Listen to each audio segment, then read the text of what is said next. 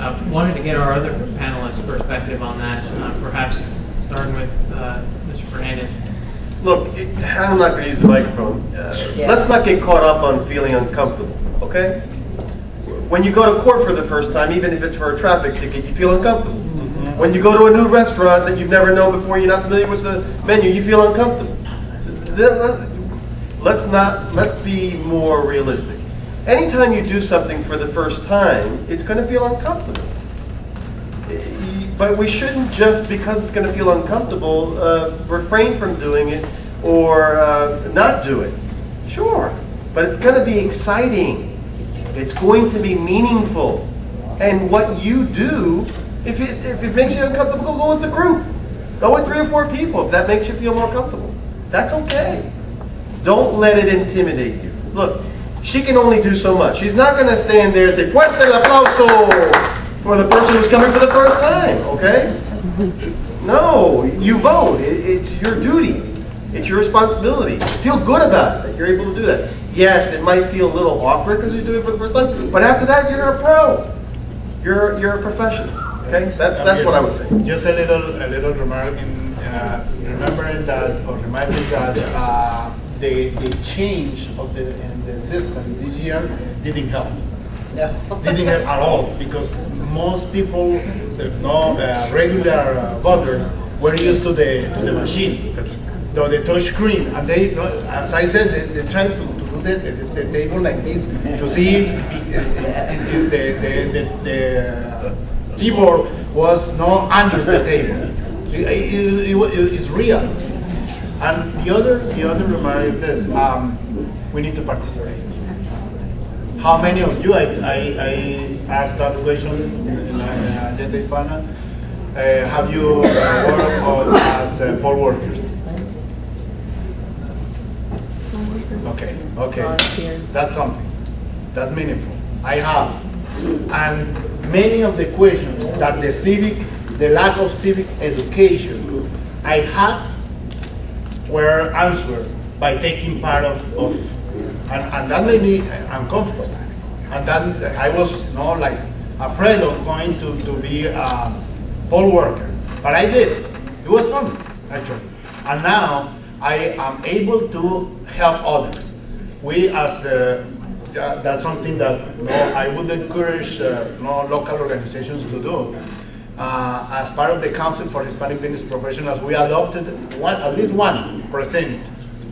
So in the general election, we are going to be able to help Hispanic voters, not by, clapping is a good idea, but also not to help in Spanish or in English, people to do the process. So I encourage everybody to participate. This even not only on the political election, but any other voting process in the community, the schools, the neighborhood, wherever, the trade associations that have voting processes, please take part of them, because otherwise somebody else is going to take this to make decisions for you. Can I follow up on what I said previously? I want you to know that this thing about feeling awkward or uncomfortable is not limited to Hispanics. People that I know that are non-Hispanics, they get awkward and it feels uncomfortable for them to go when they're changing the voting system. So it's not just something that is just exclusively for Hispanics to feel. No, everybody's feeling it, okay? But like anything else, I think of it like in mission work. You've got to step outside of your comfort zone and you're going to enjoy it. Yeah, it's going to be uncomfortable because it's not something that you're used to doing, but when you do it, you're going to have that experience and you're going to feel better about it. It's getting you into the process, not keeping you away. Following that same topic, I have another question that's directed to Supervisor Harrington.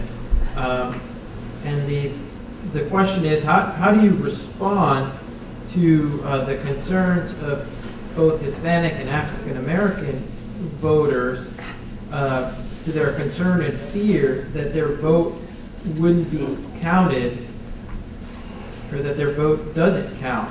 And the follow-up question is that, what does your office do to ensure that every vote cast is counted? I don't know how many of you, that's okay, I'm loud enough. If you can't hear me, let me know. One of the, I think you probably have read in Sam Cooke's article the other day, he asked me that question about race, you know, the race issue in this particular election. And I told him, I said, I'm really hopeful that our community has gone well beyond the 1960s, that we are past that. We are beyond race, we are beyond color. Just like your name is not on your ballot. When that ballot comes through our door, it also doesn't have a color on it. Okay, we don't know when we're counting those ballots whether that ballot has been cast by an African American person, a Hispanic person, a German person. We have no way of knowing that. So the only way I can say this is that if it is a legitimate voter, if that voter is actually eligible to vote by all the state statutes that we have to follow, if they properly fill out their ballot. And I will tell you, we were counting thousands of absentee ballots yesterday, and you would not be surprised how some of those ballots are coming through. One looked like it had iridescent blue nail polish on it instead of a dark black ink. But if it is properly voted, it's going to count. But what we have to try to educate the public is that we have a great responsibility to make sure when we get that ballot it gets counted. But voters have a responsibility to follow the instructions that are given to them when they go to vote. But if all the instructions are followed and if that voter is eligible, it doesn't make any difference if they're green like Kermit the Frog. Their vote is going to be counted. Trust me. Miguel or Luis, do you have any comments on that, the fear? Because it is something that, at least in my experiences, people tell me, or it's a concern, and I've heard it expressed that in this fashion, that it's in my native country, whether it's Cuba or it's Colombia or it's Chile, Peru, the votes don't count. And that's an education fear. What can be done to educate people who have that mindset or have that fear? The question reminds about the survey asking why Latinos or Hispanics didn't vote in 2004 election. The main reason was schedule. They said schedule or no lack of time or conflicts with their schedule, and I'm not sure that that's the real reason. Not anymore. No, but that's what they said. Not anymore. And when the survey asked for lack of interest, curiously enough, were whites with the higher percentage.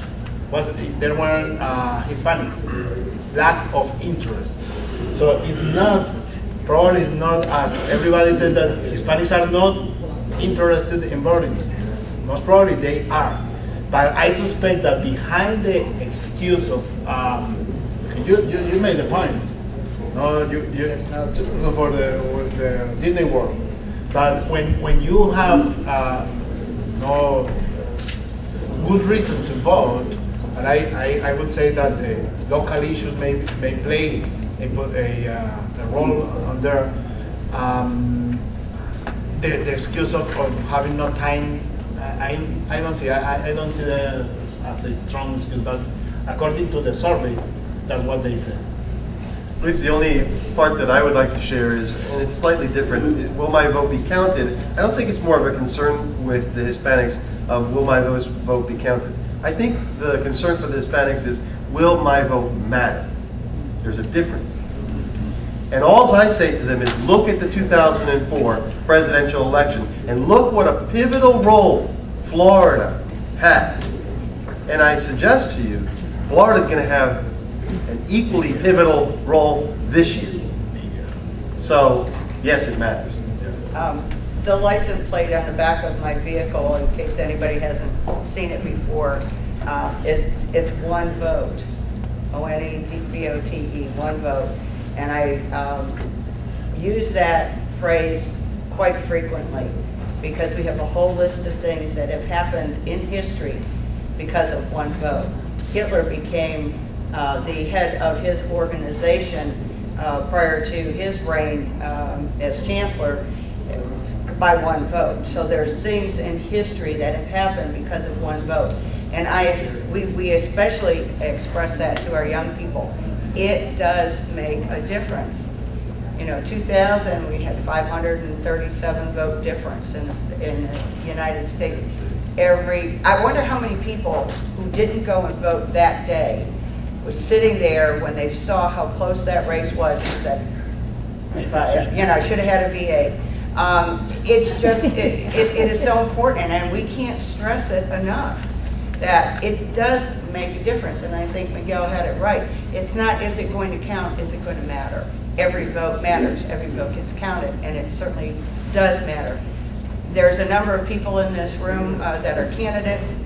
There are a number of people in this room that have been elected by the electoral process. They know what a close race can do. Yeah. You know, it can go one way or the other. We've had them as close to 2 and 3 votes in Lee County. So it does matter. They all matter. But it's getting that word out and letting people feel confident that when they put that ballot in there, it's counted and it makes a difference. It matters. There is no excuse for not voting anymore. I don't buy it. If anybody says I don't have time, it's absolutely ridiculous. We've got 89,000 absentee ballot requests to prove that you don't have to be absent to get one. You just need to call and get one. So you could do it in the comfort of your home. The only thing we tell people is don't wait till the last minute to order it. You know, we got to get it to you, you got to get it back. There's early voting, and now you see what happened with the long lines. We've had extended hours over the last few days. There are all these opportunities, and if you don't take advantage of it, then whose fault is that? The opportunities are there. Okay, thank you. This question is the one that's addressed to Miguel. I think it's a very germane question. Since only 6% of the registered voters in Lee County are Hispanic, the Hispanic candidate must rely on the general voter population. With this in mind, as a Hispanic candidate, did you feel you had to be not just better, but almost superhuman to get support? Well, that's a great question.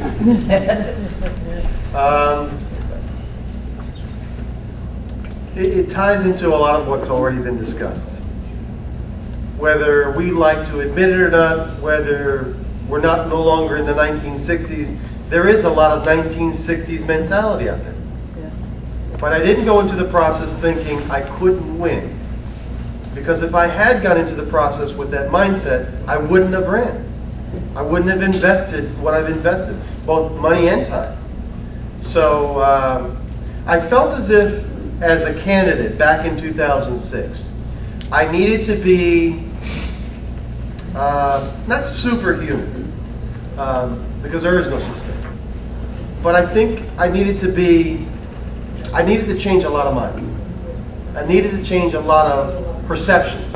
I needed to change a lot of stereotypes. I needed to change a certain mindset.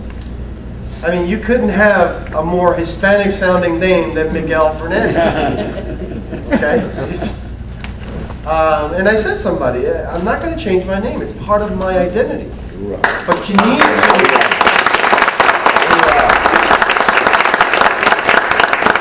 But what I was saying to them, if you need to give me a shot at telling you what I am, who I am, and what I'm about. You know, I still get asked for it because I still, and I'll switch it to a slightly different mind. And I don't believe it's an appropriate question. When you go for judicial vacancies, these positions that go by way of appointment, that means that you have to apply, you have to go before a local committee, you have to get their approval, and then if you're one of the fortunate 3 to 6, okay, 3 is the minimum, 6 is the maximum, that gets sent on to the governor's office for his consideration. But I still get these questions, and I think it would be offensive to an African-American candidate or a female candidate or Mr. Fernandez. I see that you're of Hispanic descent, yes? You think you could be fair to non-Hispanics? Ask yourself if they ask that question to an African American person or an Anglo person. You think you can be fair to a non-Anglo? That's offensive, but it still gets asked. It still gets asked because that mentality exists. Even though we're not in the 1960s, there are still 1960s mentalities out there. Do not be discouraged, is what I say. Tell them. Speak to them from your heart. Tell them what you stand for, what you believe in, why you want certain things. And it's a slow process, ladies and gentlemen. They will come around. Maybe it wasn't in 2006, but they will come around. You just can't quit them. And so, did I feel as if I had to be superhuman? Not quite, but I did feel as if I had to do a little bit more work than the other candidates to just get people to understand. That's my answer.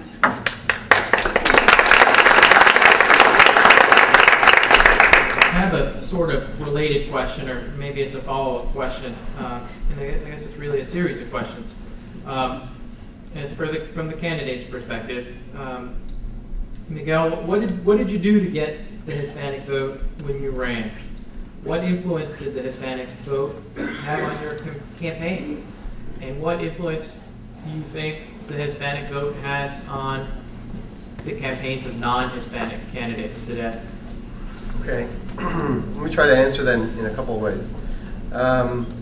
Because there are so few, I think if I remember correctly, when I ran at the primary, there was only a 17% turnout at the primary.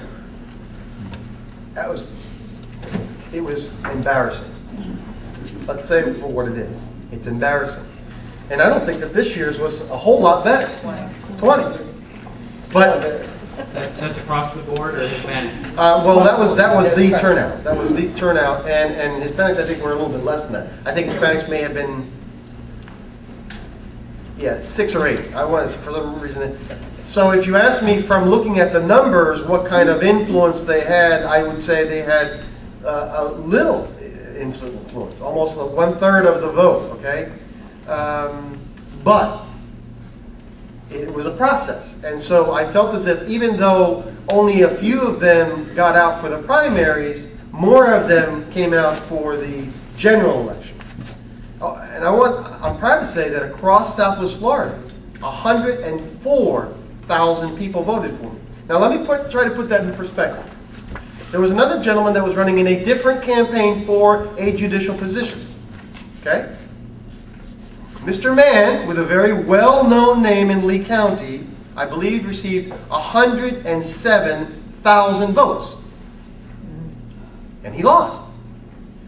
So I kind of put myself in perspective, well, gee, if I got 104,000 votes as an unknown person, essentially speaking, because I had not entered into the political process previously, I've done good.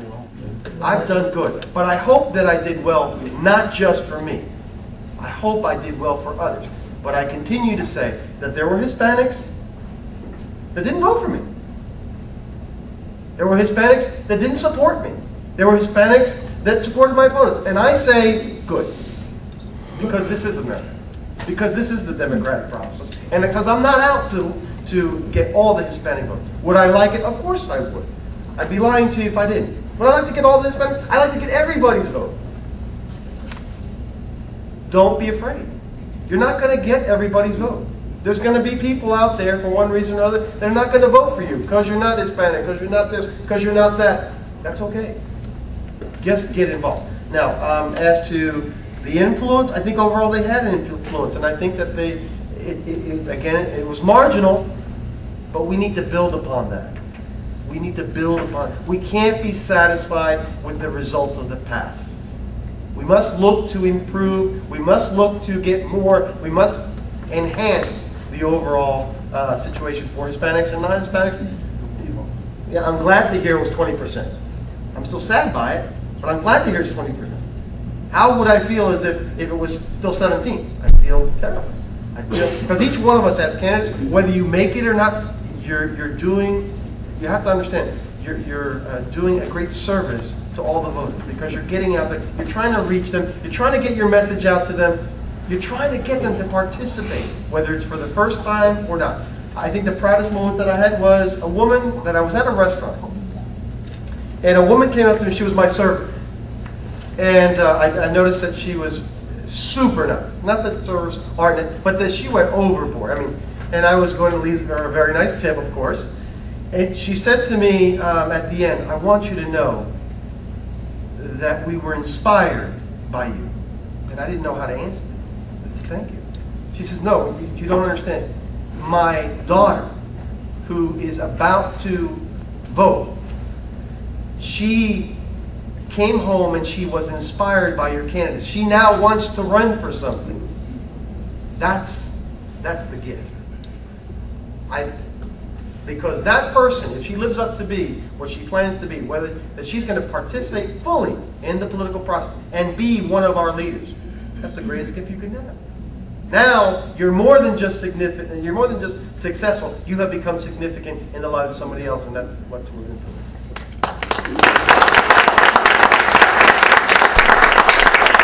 This trend of endorsing candidates, the pros and cons of such media endorsements.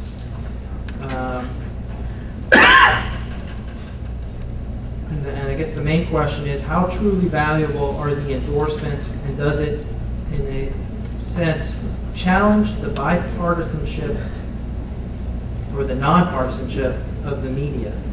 So the first question is generally directed to Ms. Harrington. What role does the Hispanic media play, I guess, in your efforts to encourage people to vote? And then from the business perspective or the marketing perspective, your opinions on the role of media and endorsements and the like.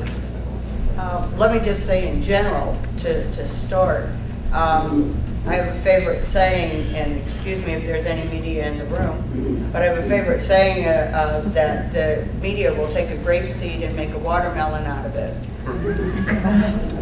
This happens very frequently during the elections process. It seems like if they're having a problem in Ohio, it's got to be a universal problem. So apparently we're having it here in Florida. It's that kind of thing that we have to deal with all the time. We give them information, we spend hours with them educating them, and then I fall out of my chair when I hear the actual news report, and it's so totally different than what we've actually talked to them about. But I will tell you that the Hispanic channels, the TV channels and the radio channels have been so proactive with this election.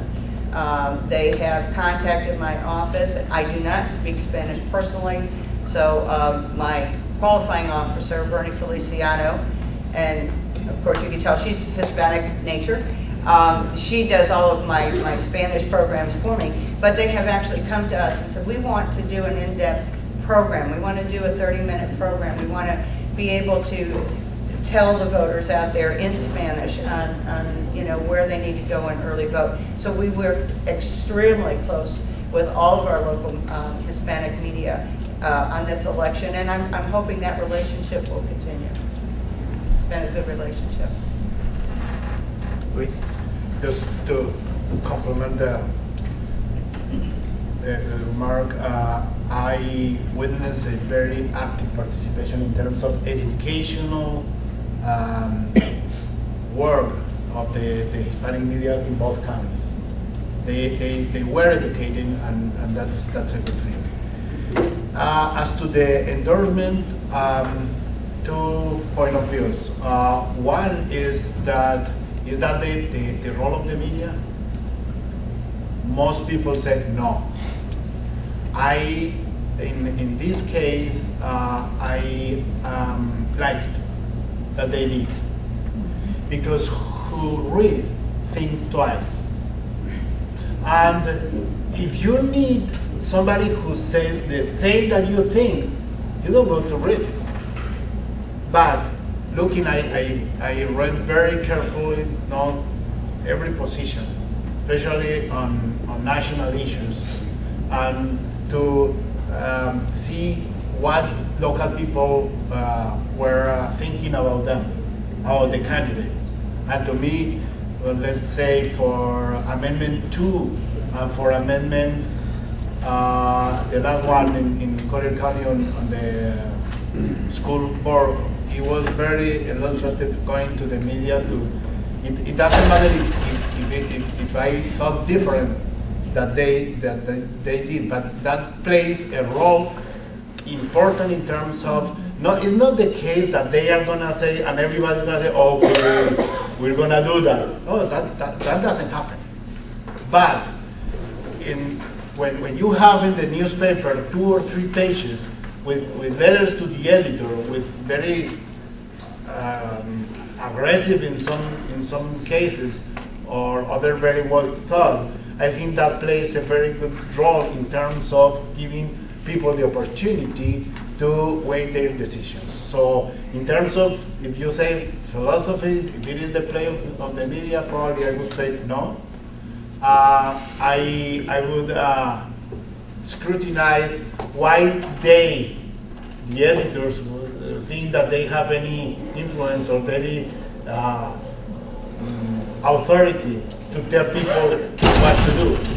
So that's challenging, but at the end, I think it plays an educational role, and I personally appreciate that it happened. Can I share some brief thoughts? Even though I know that the question was directed to the other panelists, I do want to share in this. I think it's an important role, but I think that the media has to be careful. I've seen a little bit too much spinning. You know what I mean by spinning. They take a story and they take a little bit of a pro spin in one direction or another. There's a difference between reporting the news and spinning the news, okay? But when it comes to the endorsements, I think people are educated enough or smart enough, mature enough to understand that that's an endorsement, okay? That doesn't mean that everyone that works at the news press believes in what the editorial board has said. In my experience as a candidate, it became very important because the judicial candidates aren't allowed to say, well, I stand for this, or I stand for that, or I stand for the other thing. And most judicial candidates aren't very well known by the general population. And so who is in a position to research them, ask them tough questions, look at their background, their experience, their temperament, all of that? The paper was in a good position. Why? Because when I went in for my endorsement, there was at least 5 or 6 different members of that editorial board or that board that was asking me different questions about different things. I'm proud to say that I won every single endorsement. And to me, that was important. I may not have won an election, but to me that was important because they assisted me in getting out the message to the general population. And believe it or not, when it comes to candidates for positions that are nonpartisan, the newspaper's endorsement plays a pivotal role. I don't know whether I could have gotten $104,000 votes from the general population here in the 20th Judicial Circuit, as we call it, if it wasn't for those endorsements. But they gave me a shot at voicing who I am and my background, my experience. So I think they're very important, especially when it comes to positions that the general population doesn't really have that much access to information on. And they don't stand in, unless they're going to these forums, like many of these candidates know, unless they're going to these forums to ask the questions, to actively listen for what's being said. They don't know you. I still get questions at my office, calls my office. Mr. Fernandez, can you help me out with recommending who should be up for retention? Because we have no idea about these judicial candidates. I'll give them my opinion, but I'll also tell them, please, I would encourage you to research this issue on your own. So I think they're important.